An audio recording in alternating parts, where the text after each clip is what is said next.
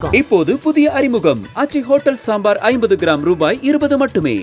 National Arogya expo and நம்ம சென்னையில மணப்பாக்கத்தில் உள்ள Heartfulness institute Babuji memorial Ashram January 9 to 12. Click the link below and register.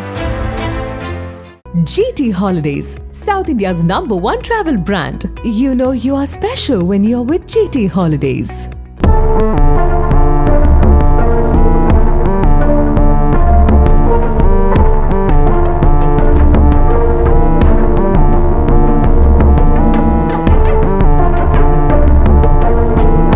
உத்தரப்பிரதேசத்தின் ஆக்ரா மாவட்டத்தை சேர்ந்தவர் 24 வயதான குடியா என்ற பெண்.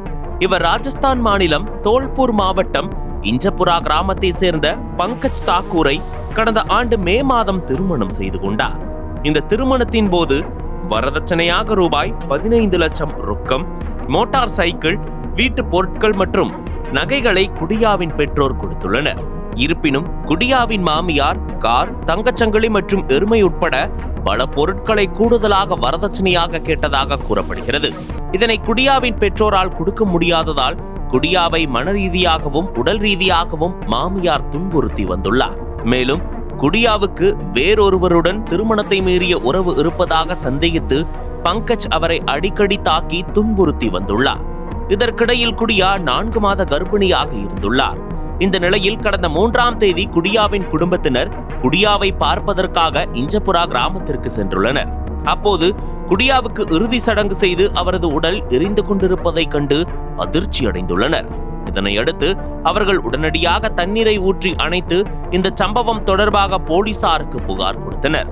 அந்த புகாரில் குடியாவை வரதட்சணை கேட்டு அவரது மாமியார் கொலை செய்துள்ளதாகவும், தங்களுக்கு தெரிவிக்காமல் குடியாவின் உடலை மாட்டு சாணத்தால் செய்யப்பட்ட ஒரு சிதையில் வைத்து இறுதி சடங்கு செய்து எரித்துள்ளதாகவும் தெரிவித்தனர். மேலும் வீட்டின் பல அறைகளில் ரத்தம் சிதறி கிடந்ததாகவும் வீடு அலங்கோலமாக காணப்பட்டதாகவும் தெரிவித்தனர். அந்த புகாரின் அடிப்படையில் தடயவியல் அறிவியல் ஆய்வுக்குழுவுடன் சம்பவ இடத்திற்கு வந்த போலீசார் உடலில் இருந்து ஆதாரங்களை சேகரித்தனர். மேலும் அந்த உடலை மாவட்ட மருத்துவமனையின் மருத்துவ குழு சம்பவ இடத்திலேயே பிரேத பரிசோதனை நடத்தியது. இதற்கிடையில் பங்கஜ் வீட்டில் போலீசார் சோதனை நடத்தினர். அதில் இரத்த கறைகள், கோடாரி, மண்வெட்டி, குச்சிகள் மற்றும் பிற ஆயுதங்கள் இருந்ததால் அதிர்ச்சி அடைந்தனர். இதனைத் தொடர்ந்து போலீசார் பங்கஜை உடனடியாக கைது செய்து தீவிரமாக விசாரணை நடத்தி வருகின்றனர்.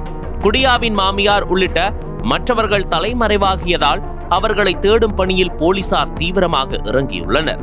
வரதட்சணை கேட்டு 4 மாத கர்ப்பிணி பெண்ணை கொலை செய்து அவரது குடும்பத்திற்கே தெரியாமல் இறுதி சடங்கு செய்த சம்பவம் ராஜஸ்தானில் பரபரப்பை ஏற்படுத்தியுள்ளது.